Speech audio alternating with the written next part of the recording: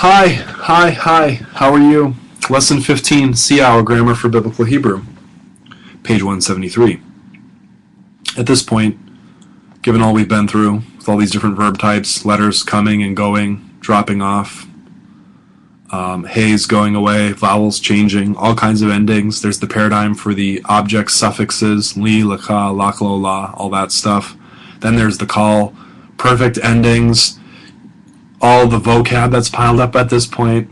You just say, why can't we just stick with this and go forward? Well, the reason we can't just stick with this and keep doing it is because that Hebrew actually offers us different kinds of verbs, what we call different structures or binyanim, or different paradigms for how the verb can function. Okay. In Lesson 15, Seow is introducing us to the next one. And luckily for us, it's a pretty simple one, and it has a very distinctive feature about it. Okay. It works kind of like the call. It's still a perfect, and it's still a verb, still indicates activity, still has the same endings, you know, ah and ta and t and ti and u and tem and ten and nu. But it does have one difference, and the meaning of this particular kind of verb will be a little bit different in some cases from the call. This verb is called the PL,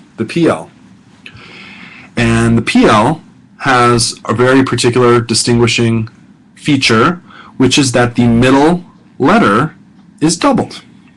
The middle letter in the PL root is doubled.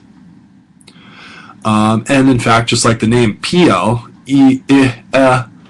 there's a vowel pattern here in the perfect, at least the third masculine singular, kitel, PL, kitel. Do you see how that works? That's how they got the name PL, was just by mimicking the letters in the root itself. Listen to how this one works. Kitel, kitela, kitalta, kitalt, kitalti, kitelu, kitaltem, kitalten, kitalnu. Notice that in every example here down the line, we have a doubling of the tet, the middle letter. And underneath the first letter in the root, the kof there, you get the I vowel. So that's pretty distinctive. In the call, it would be katal, katela. Okay. Here it's kitel, kitela. Okay. Notice that when you have a shava, then, like in the third feminine singular or the third common plural, under that doubled middle radical, that shava is vocal, right? Because two in a row. Remember that? Okay. Why do we have a PL at all? Well, the PL indicates a certain kind of meaning for the verb. And Seow begins to explain this at the bottom of page 173. He gives us some other paradigms and so on. Don't worry. We'll get some practice with this.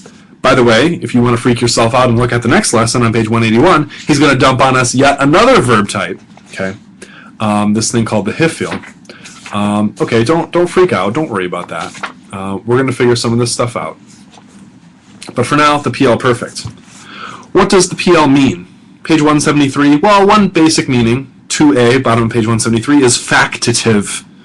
Roots that are stative or intransitive in call may actually become active or transitive in the PL. So he gives us some examples on page 174. So take a root like tet, hey, resh, tahar. In the call, it means be clean.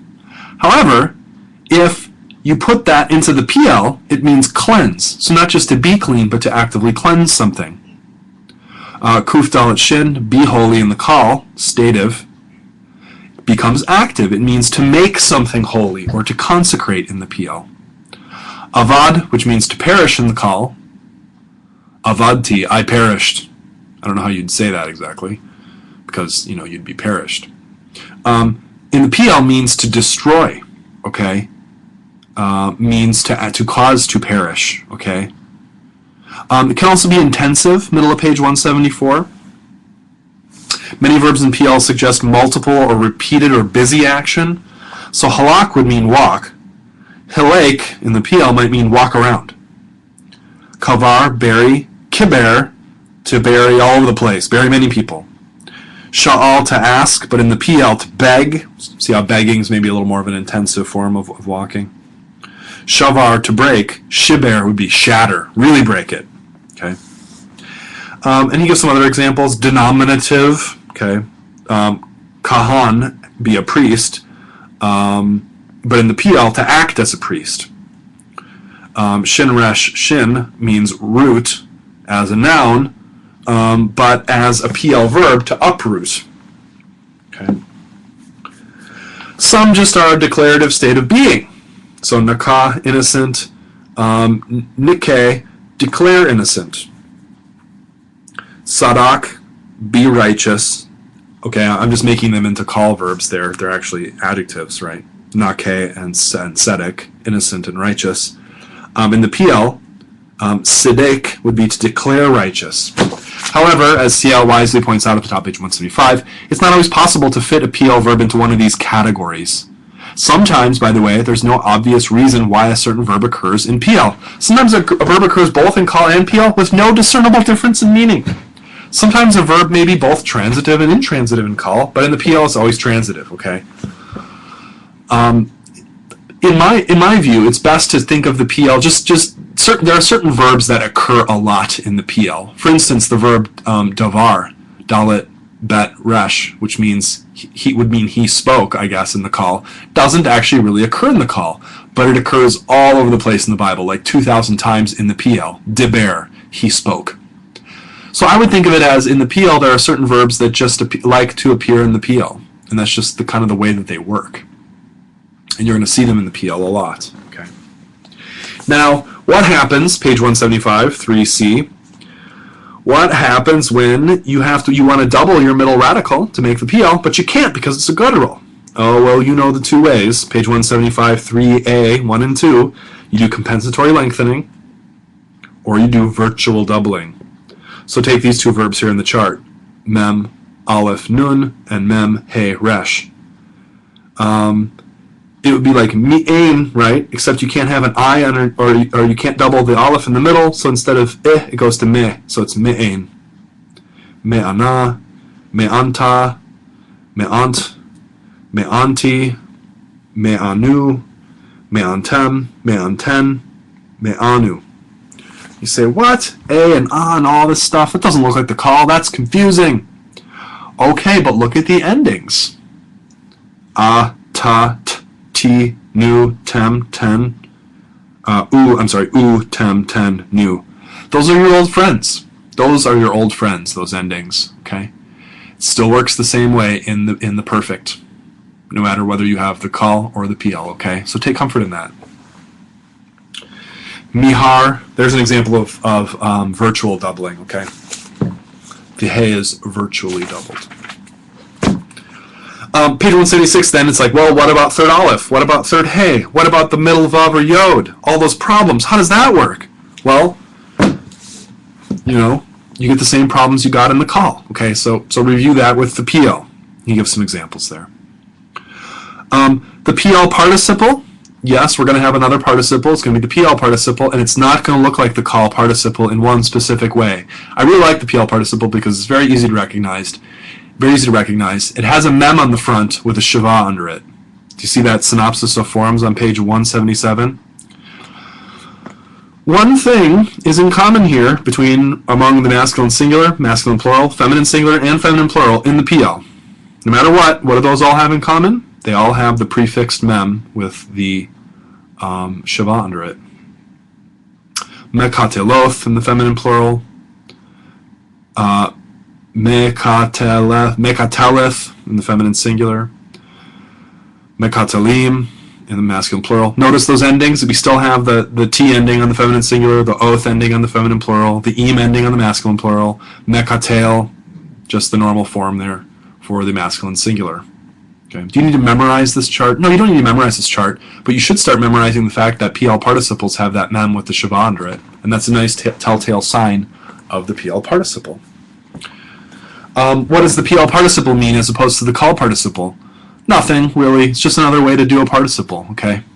There may be some shades of meaning here or there, and we'll see those come up in context, okay? Sometimes there are verbs. If a verb appears in the PL a lot, when they make it into a participle, they're going to make it a PL participle, not a call participle, okay?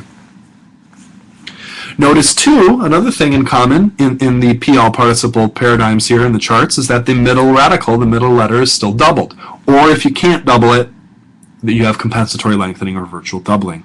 Okay. He's going to give you some vocab. He gives you some nice verbs. He's still going to give the verbs on page 177 and 178. Still going to give the verbs in the call, third masculine singular form, because that's the way they appear in the dictionary. So when you memorize just vocab, we're always remembering it like bakash. Even though on page 177, vocab, bakash almost always occurs in the PL, or it always does. Bikesh. Barak always occurs in the PL. Gadal, davar, PL. Diber, okay, and so on. So he's going to keep giving you these words, but we're going to see them appear in the PL when they come up in the exercises. So if you look on page 178, number 2, exercise 15A2, page 178, Debarta. How would you parse Debarta? Page 178, exercise 15A2. Well, it's a verb, it's a perfect, it's a second masculine singular, the root is dalet, bet resh, and it's a PL. Okay, so now when we parse, we're going to also have to distinguish. It's not just going to be call all the time anymore. Now you're going to have to decide, is it a call or a PL? Okay. Debarta, second masculine singular, PL perfect from davar, meaning to speak, meaning you spoke. Okay. Number 8, biksha. Biksha. You say, okay, that looks like a PL too, right? That's going to be a PL. Yes, it is. Why isn't the middle radical doubled? Well, there's a complicated reason why it's not doubled. Just ignore that. Okay. But it's a third. So number 8, biksha. Third, feminine singular, PL perfect. Okay. She sought. Okay. Bikesh or bakash means to seek, and that's part of the vocab here. Okay. So we're plugging right along. We just have to know that there's this thing called the PL now, and that there's a specific vowel pattern that we get with the PL, and there's a PL participle which has a mem on the front. Boom. Okay. Have fun.